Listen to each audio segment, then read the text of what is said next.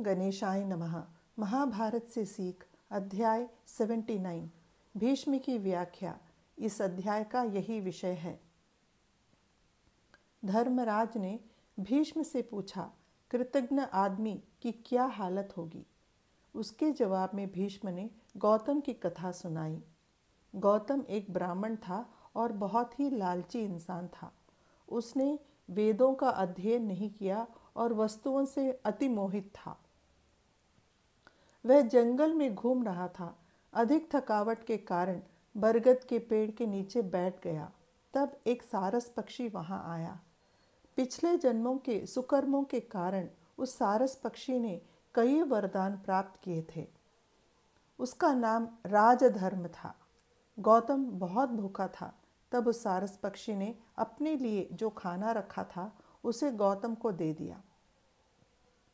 वे दोनों जब आपस में बातें करने लगे तो सारस पक्षी जान गया कि गौतम धन दौलत की खोज में भटक रहा है और बहुत ही लालची है। किसी चीज को हासिल करने के 4 मार्ग हैं: शिक्षा, भाग्य, परिश्रम तथा दोस्तों से सहायता।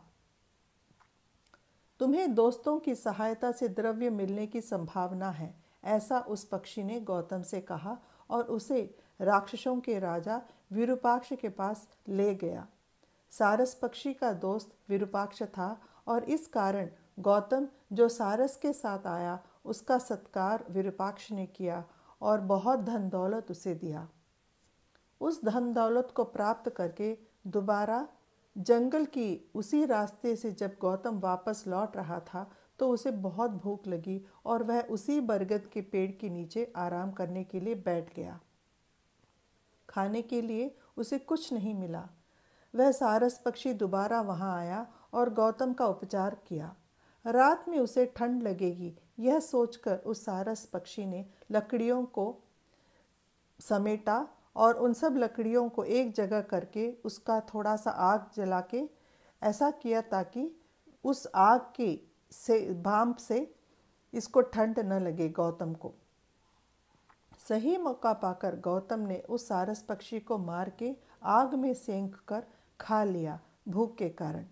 हर रोज यह सारस पक्षी विरूपाक्ष राजा से मिलने जाता था।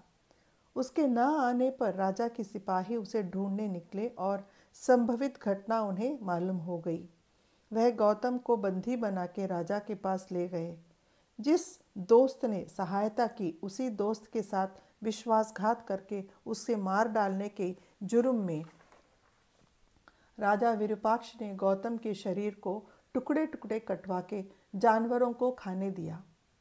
मांसाहारी जानवर भी विश्वासघात करने वाले आदमी का मांस खाने से इनकार करने के कारण गौतम के शरीर के टुकड़े वहीं पड़े रहे और सड़ गए।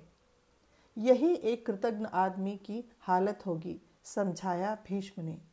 अब धर्मराज भीष्म से एक और संदेह को समझाने के लिए कहते हैं। किसी भी कार्य को करें या ना करें, इसका फैसला तुरंत लेना ठीक है या फिर आराम से सोच समझ के लेना ठीक है। भीष्म ने गौतम ऋषि की कहानी सुनाई इस प्रश्न का उत्तर देने के लिए। गौतम ऋषि का एक पुत्र था जिसका नाम चिरकरी था। कोई भी कार्य करने से पहले सोच समझ के फैसला लेने वाला था। अपनी पत्नी के चरित्र पर संदेह करके ऋषि ने अपने पुत्र को आदेश दिया कि वह अपनी मां को मार डाले। यह कहकर ऋषि गौतम नदी में स्नान करने चले गए।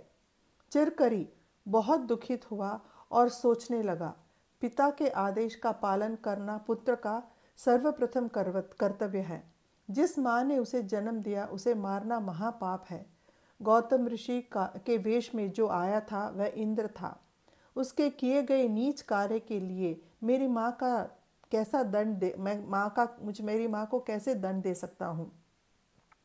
उसकी गलती क्या है, उसका कोई दोष नहीं है, ऐसा सोचने लगा चिरकरी।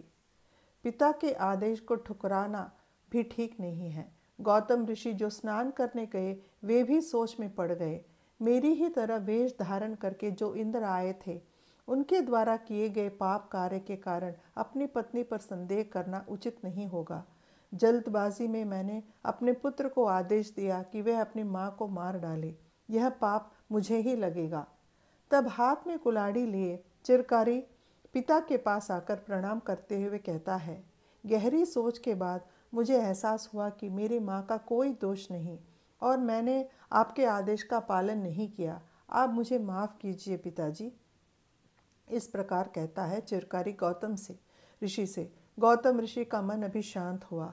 एक कार्य करने से पहले जो कोई भी सोच विचार करता है, ऐसे व्यक्ति को पीछे अब किए गए कोई भी कार्य पर पछताने की ज़रूरत नहीं होती है। भीष्म ने धर्मराज को इस प्रकार इस कहानी द्वारा समझाया। इसके साथ शांति पर्व खत्म होता है और आगे आने वाला पर्व है अनुशासन पर्व। जय श्री कृष्ण।